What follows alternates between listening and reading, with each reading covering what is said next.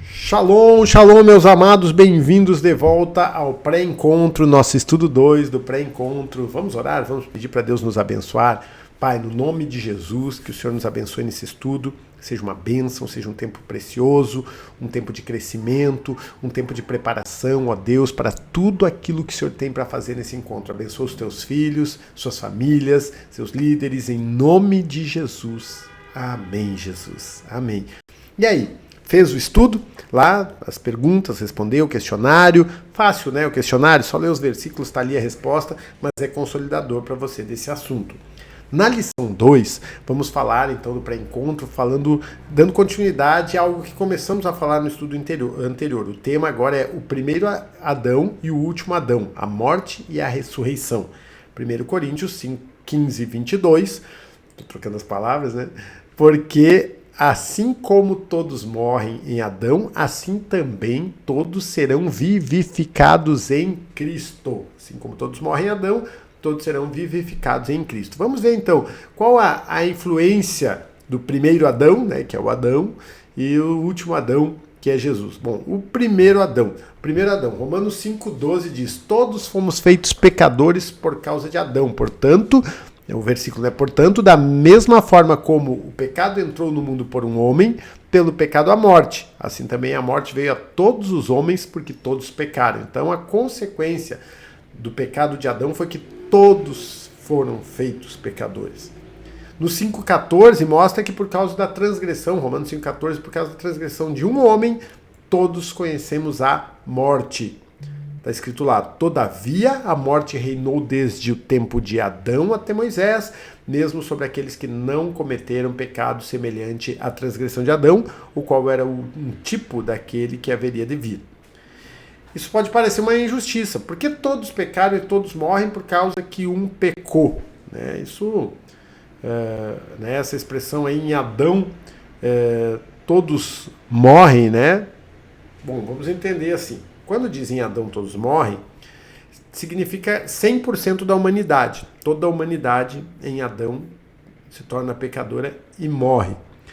E é como se, por uma questão de filiação, todos somos filhos de Adão. Né? Se fosse Adão da Silva, todos íamos ser da Silva. Né? Adão pecador, todos pecadores. Então... significa 100% da humanidade que foi feita pecadora e experimenta a morte. Aí vem aquele que é chamado de último Adão, Jesus. 1 Coríntios 15, 45. Assim está escrito: o primeiro homem Adão tornou-se um ser vivente, o último Adão, espírito vivificante. E Romanos 5,18, a parte B, diz: assim como em um só ato de justiça resultou na justiça que traz a vida para todos os homens. Então veja bem, parece uma injustiça. Todos morrem porque Adão pecou, todos pecam porque Adão pecou. Agora, o outro lado também é verdadeiro. Todos podem viver e ser salvos e serem libertos do pecado porque um não pecou. Então aí essa aparente injustiça fica resolvida. Né? O último Adão, através da sua morte, trouxe a misericórdia, a vida. Ou seja, assim como todos pecaram, pelo sacrifício de um, Jesus aceitou, né? Deus aceitou o sacrifício de Jesus e todos podem ser salvos. Agora a diferença: em Adão, todos morrem porque todos são filhos, descendentes de Adão. Já em Jesus, não todos, não 100% da humanidade, 100% daqueles que o recebem. Por quê? Porque é como Adão como pai, Jesus como o noivo da igreja, o marido. Né? Pai você não escolhe, você recebe a descendência e as consequências. O marido, ou a esposa no caso, né? Se alguém fica, como assim vou escolher um marido? Né? Mas a esposa, o marido, o cônjuge, você escolhe. Então a mulher ela escolhe, né, o marido, mas ela não escolhe o pai.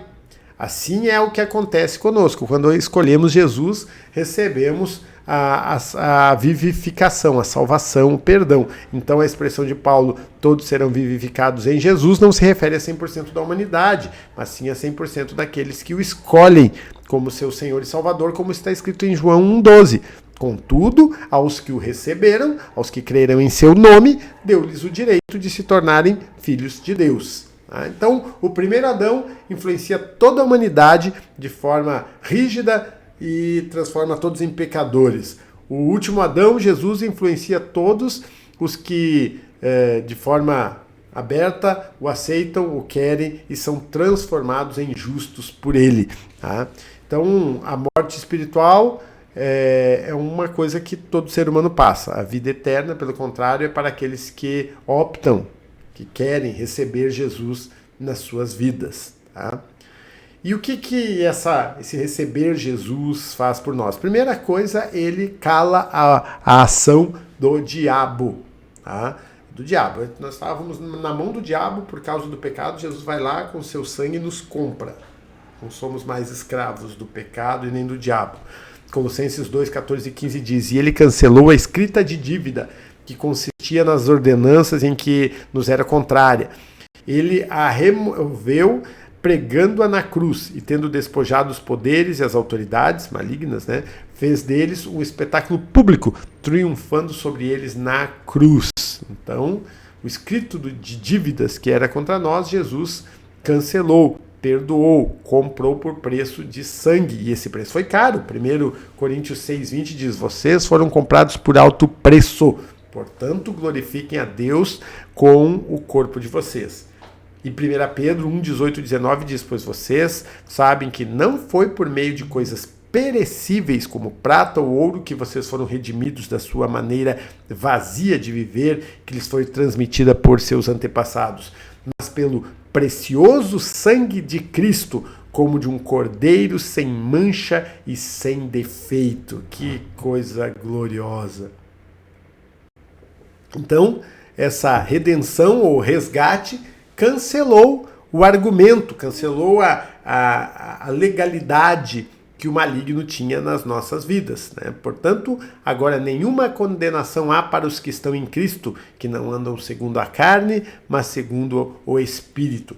Então Jesus cancelou as nossas dívidas espirituais, nos libertou do império das trevas, nos tirou a natureza pecaminosa, nos transpôs para o reino de Deus e adquirimos uma nova natureza. Colossenses 1, 13 e 14 diz: pois ele nos resgatou do domínio das trevas, nos transportou para o reino do seu Filho amado, em quem temos redenção, a saber, o perdão dos pecados. Então, isso Jesus fez em relação ao diabo. E em relação a Deus, ao Pai, né?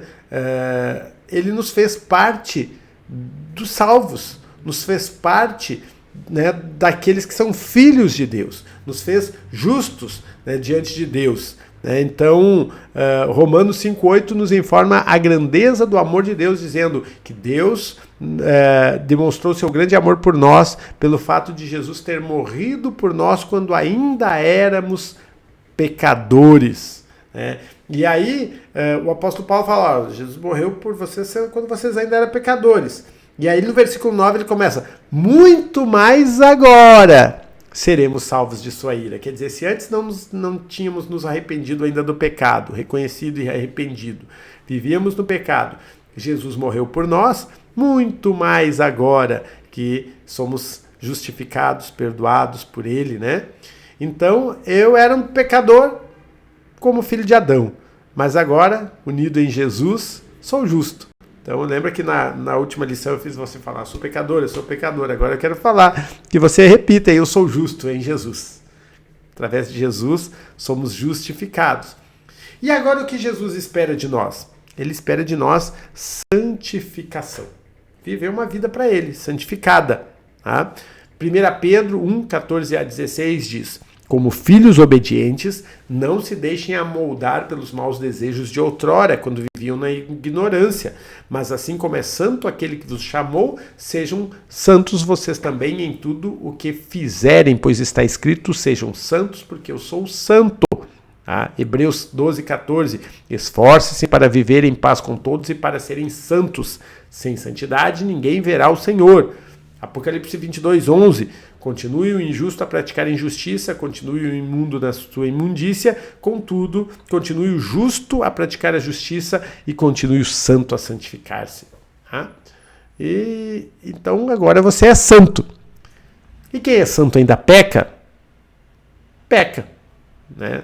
Peca, porque não nos tornamos perfeitos, a nossa carne, os nossos desejos não se convertem, né?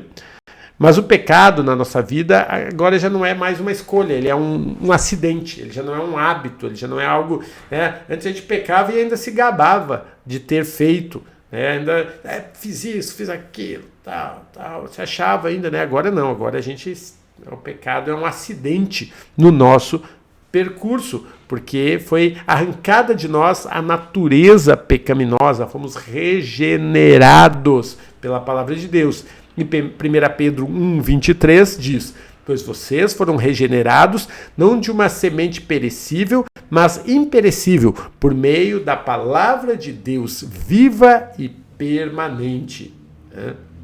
E Romanos 6, a Bíblia diz que nós não estamos mais debaixo do pecado. Colossenses 5,16 diz: digo, porém, andai em espírito e não haveis de cumprir a cobiça da carne. Então, não somos mais aqueles pecadores dominados pelo pecado, e se pecarmos, é um acidente. Vamos sendo transformados, renovados. Temos em Jesus o nosso advogado para sermos perdoados. E vamos sendo renovados na nossa mente. Em Romanos 12, 1 e 2, aprendemos que se com diligência e inteligência buscarmos a renovação da nossa mente, a saúde mental proposta pelo Senhor, né, a renovação da mente alinhada à palavra de Deus, nós vamos experimentar a vontade de Deus, que é boa, agradável, perfeita, né? Vamos ter vida plena, santa. Olha só o que diz: portanto, irmãos, rogo-lhes pelas misericórdias de Deus que se ofereçam em sacrifício vivo, santo, agradável a Deus, que é o culto racional de vocês. Não se amoldem ao padrão desse mundo, mas transformem pela renovação da vossa mente, né, renovar a mente conforme os princípios da palavra, para que sejam capazes de experimentar e comprovar a boa, agradável e perfeita vontade de Deus para vocês, né? Então, tá aí. Agora, e o diabo, o que ele vai fazer de agora em diante? Ele tenta sempre acusar, ele é o acusador, mas aquilo que ele vem nos acusar, nós o vencemos pelo testemunho de Jesus Cristo. Apocalipse 12, 10 a 11 fala que Satanás acusa diariamente, mas a vitória contra ele, né, já está definida, né? Olha só o que está escrito: então vi uma forte voz do céu que dizia: agora veio a salvação, o poder e o reino do nosso Deus e a autoridade do seu Cristo, pois foi lançado fora o acusador dos nossos irmãos, que acusava diante do nosso Deus dia e noite. Eles o venceram pelo sangue do Cordeiro e pela palavra do testemunho que deram. Diante da morte, não amaram a própria vida. Então, já foi vencido o acusador. E o sangue de Jesus, né, nos purifica de todo pecado. 1 João 1, 7 a 9. Porém, andamos na luz, como ele está na luz. Temos comunhão uns com os outros, e o sangue de Jesus, seu Filho, nos purifica de todo pecado. E se afirmarmos que não temos pecado algum, enganamos-nos a nós mesmos, e a verdade não está em nós. Se confessarmos os nossos pecados, ele é fiel e justo para perdoar os nossos pecados e nos purificar de toda injustiça. Então não deixe nada para o diabo ficar te acusando. Confessa, se arrepende, confessa, conserta, né, para que ele não tenha direito legal de agir na sua vida, porque o papel dele é ser o acusador, né? Agora, nenhuma condenação há para os que estão em Cristo e não andam segundo a carne, mas segundo o Espírito, Romanos 8:1. E a palavra de Deus diz, para a gente encerrar, em Miqueias 7:19, né, que Deus lançará os nossos pecados no fundo do mar. E aí alguém escreveu aqui, né, foi uma escritora aqui, que ela, Corrie ten Boom, ela escreveu, e lá Deus colocou uma placa dizendo: aqui é proibido pescar. Então ele lançou o seu pecado no fundo do mar, né, no mar do esquecimento, botou uma placa lá: é proibido pescar. Não pode mais pescar de volta. Então quando o diabo tenta acusar você, trazer de volta coisas que você já se arrependeu, já confessou, já abandonou, não aceite, e não abra portas de acusação do diabo. Tá bom? Que Deus abençoe para que você possa viver plenamente essa vida santificada, livre, resgatada, regenerada que o Senhor tem para você. Esse é mais uma parte do entendimento que você precisa levar junto com você para o encontro com Deus. Quero orar com você. Pai, no nome de Jesus, que Deus abençoe, Senhor amado, a a vida de cada um dos que estão fazendo, ó Deus, esse estudo de consolidação, de pré-encontro, para que eles possam estar preparados realmente, Pai, para um encontro extraordinário, tremendo contigo. Que eles venham, ó Deus amado, ao encontro, ó Deus, de coração aberto, plenos, entregues, preparados e realmente saiam transformados, renovados, impactados, ó Deus, para a glória do teu nome, Senhor. Eu os abençoo em nome de Jesus. Amém, Jesus. Amém. Hoje não tem perguntinhas, tá? Nesse estudo. Falta ainda o segundo, não, falta o terceiro e o quarto estudos, tá? Vá até o fim. Deus abençoe.